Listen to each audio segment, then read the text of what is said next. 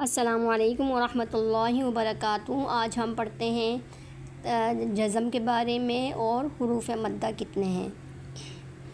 جزم کسے کہتے ہیں؟ جیسے یہ اسمال دال کی طرح جو ہے، چھوٹی سی دال کی طرح، اس کو کہتے ہیں جزم۔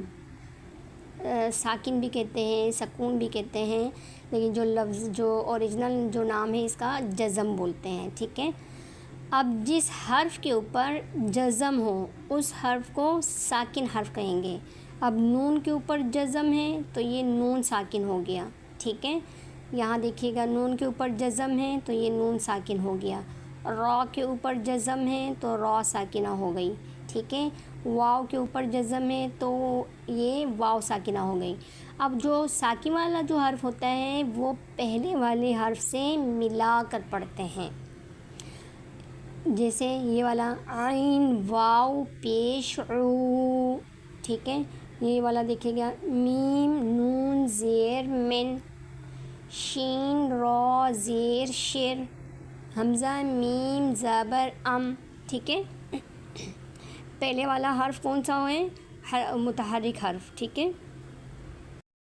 اب حروف مدہ پڑھتے ہیں۔ حروف مدہ 3 ہیں، الف واو یا۔ حروف مدہ 3 ہیں، الف واو یا۔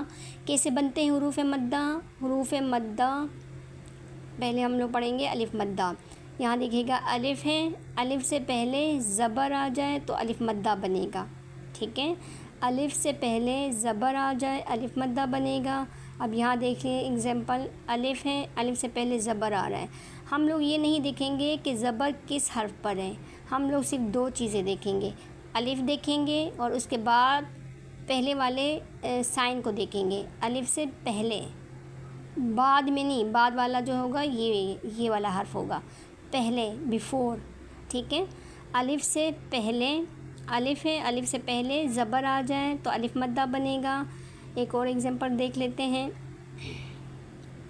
یہاں دیکھیے گا میم والا، یہاں دیکھیے گا الف ہے اور الف سے پہلے زبر آ رہا ہے تو یہ الف مدہ بن گیا، ٹھیک ہے۔ نیکسٹ واو مدہ، واو ساکن ہو، یہاں دیکھیے گا واو ساکن ہے، واو ساکن سے پہلے پیش آ جائے تو واو مدہ بنے گا، ٹھیک ہے۔ واو ساکن ہے، واو ساکن سے پہلے پیش آ جائے تو واو مدہ بنے گا۔ یہاں دیکھیے گا واو ساکن ہے، واو ساکن سے پہلے پیش آ جائے تو واو مدہ بنے گا، ٹھیک ہے۔ اب یا مدہ کیسے بنے گا؟ یہاں دیکھیے گا یا ساکن ہو، یا کے اوپر جزم تو یہ یا ساکن ہو گئی، یا ساکن ہو اور اس سے پہلے زیر آ جائے تو یہ یا مدہ بن گئی، ٹھیک ہے۔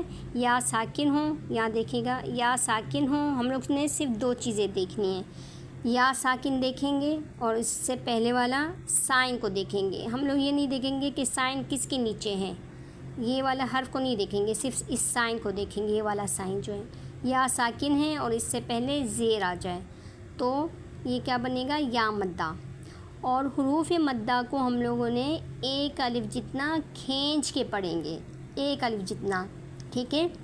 جیسے لاسٹ کلاس میں نے آپ لوگوں کو بتایا تھا، حرکات جس حرف کے اوپر حرکات اس حرف کو متحرک کہتے ہیں، متحرک حرف کو کھینچتے نہیں ہیں، ٹھیک ہے۔ حروف مدہ کو ایک الف جتنا کھینچ کے پڑھیں گے، ٹھیک ہے۔ اب یہ والا جو ہے یہ بھی الف مدہ ہے، الف سے پہلے زبر آ جائے، ٹھیک ہے۔ اب اس کے اوپر مد ہے اس لیے ہم لوگ اس مد تا کو 3 الف جتنا کھینچ کے پڑھیں گے کیونکہ اس کے اوپر مد آ رہی ہے۔ مد کے بارے میں بھی ہم لوگ ڈیٹیل سے پڑھیں گے انشاءاللہ تعالی۔ اب پہلے اس کو پڑھ لیتے ہیں، الف مدہ ام ساکہما، میم کو ہم لوگوں نے ایک الف جتنا کھینچ کے پڑھا، ٹھیک ہے۔ اچھا اب نیکسٹ والا الا خسارا، سین الف زبر سا ہے، الف ہے، الف سے پہلے زبر آ رہا ہے، یہاں پر بھی الف ہے، الف سے پہلے زبر، الا خسارا، ٹھیک ہے۔ اب نیکسٹ والا بذات الف ہے، الف سے پہلے زبر آ رہا ہے، ٹھیک ہے۔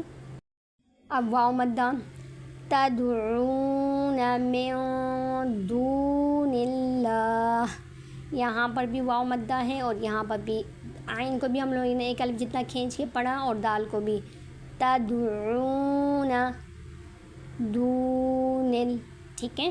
اب یہ والا بھی واو مدہ، واو ساکن ہے، واو ساکن سے پہلے پیش آ رہا ہے، ارونی، اور یہ یا مدہ، یا ساکن سے پہلے زیر آ رہی ہے، تو یا نون کو جو ہے ہم لوگوں نے ایک الف جتنا کھینچ کے پڑھنا ہے، کیونکہ یہ یا مدہ ہے، ارونی ماذا خلقوا، میم الف مدہ، یہ والا بھی الف مدہ ہے، اس لیے ایک الف جتنا کھینچ کے پڑھا، میم کو بھی اور دال کو بھی، اور قاف کو بھی ایک الف جتنا کھینچ کے پڑھا، کیونکہ یہ واو مدہ ہے، خا اینڈ لام متحرک حرف ہے، ان کو کھینچیں گے نہیں، ماذا خلقوا، ٹھیک ہے۔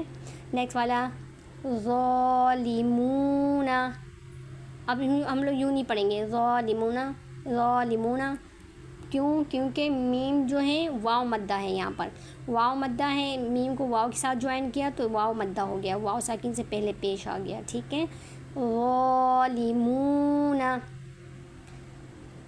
ٹھیک ہے۔ سمجھ آ گیا ہوگا آپ لوگوں کو، نہیں سمجھ میں آیا تو دوبارہ بتائیے گا، میں انشاءاللہ دوبارہ بتا دوں گی آپ لوگوں کو۔ ٹیک کیئر، اللہ حافظ، السلام علیکم۔